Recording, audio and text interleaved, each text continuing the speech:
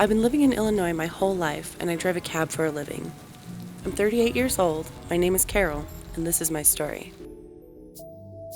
Driving a cab is what it is. From your own experiences of catching a cab from here to there, getting from point A to B, to the interesting things you might have seen on that TV show, Taxi Cab Confessions, I've had fares and heard stories that could never make it on that show.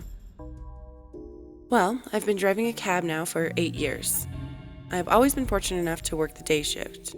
Not that there's anything wrong with the night shift, but between you and I, my vision isn't all that great at night, and when it rains, the glare from the lights reflecting off the street pavement makes matters worse for me. Anyhow, I had just received a pickup from my dispatcher. I knew this was my last fare for the day, and my shift would be over. It was getting close to evening, and the sky was starting to cloud up, and it was getting darker by the minute. I was 5 minutes away from my pickup location at a downtown hotel. I made my turn, and I was slowly driving down the street. Traffic was bad. It was rush hour. And it had started to rain. You know, that type of rain that comes out of nowhere. Can't see 2 feet in front of you, let alone the brake lights of the traffic ahead of you. I was almost to the front of the hotel when I heard a tap on the passenger side window. Without thinking twice, and due to the weather, I had just assumed it was the person I was there to pick up. I clicked to unlock the doors and let them in. And just like that, things would change that fast. One man jumped in the front seat carrying a small duffel bag, and one man quickly entering while helping a third man into the back seat, all while saying, "Tell me you got the bag, Sonny." Before I could even say hello or make out what was happening, the front seat passenger had a gun pointed at me and started yelling. He was telling me, "Stay cool, we ain't going far, we just need your help, just drive."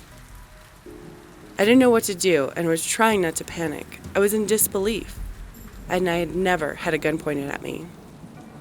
If there was ever a time to keep my composure, now was certainly that time. The man sitting right behind me was in bad shape. He had been shot. Holding his stomach and kicking his legs around for a while, his friend next to him kept telling him, "It's going to be okay." With the rain pouring and heavy traffic, we were still only moving at a snail's pace. I could hear police sirens and vaguely make out police lights up ahead, as well as behind me down the block. Everything seemed to be a blur. Police cars were now starting to pass us, coming down the opposite side of the street. I was lost in that moment of disarray and feeling like everything was in slow motion. We had made it to the end of the street in the right-hand lane, stuck at the red light. Right then, I had thought of opening my door and making a run for it. I can remember thinking to myself, would he really shoot me? It was too late. The light had turned green. "So where do you want me to go?" I asked, with grunts and yells of pain from the back seat.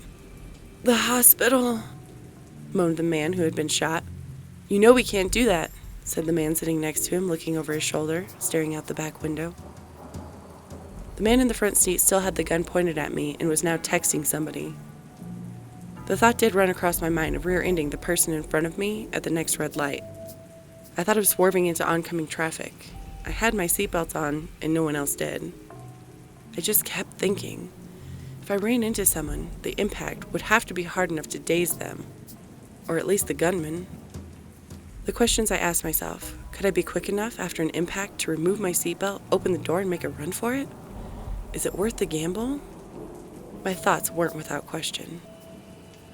With an impact and all that chaos, would he really be worried of shooting me? If he shoots me, they're fucked.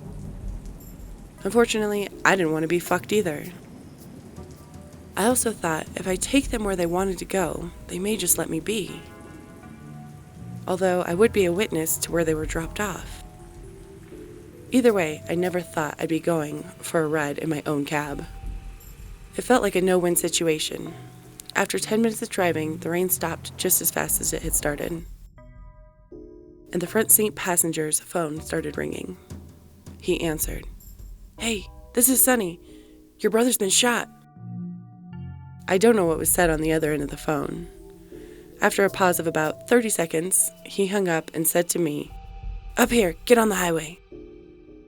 Then the man sitting right behind him cried out, "He's dead, Sonny. Bobby's dead." Sonny then told me to pull over. "Right here. Come on, let's go, Jay. Let's go." Both passenger doors flew open. Before Sonny was fully out of the door, he turned, pointing the gun at me as if he was going to shoot me. That 3 to 4 seconds he was looking me in the eye while pointing the gun at my head felt like a lifetime. Our eyes were locked and I didn't say a word. I didn't even blink. He glanced to the back seat where his friend lay dead. He slightly shook his head, looked back at me one last time, and he was gone. There I was, parked with my 2 passenger doors wide open, both my hands gripping the steering wheel, with a dead body in the back seat. The rain was pouring harder than it was when this had all started. To this day, there have been no arrests or any type of crime that could be connected to the man who died in my cab. Besides me being the only witness, it was as if the man in the back seat never existed.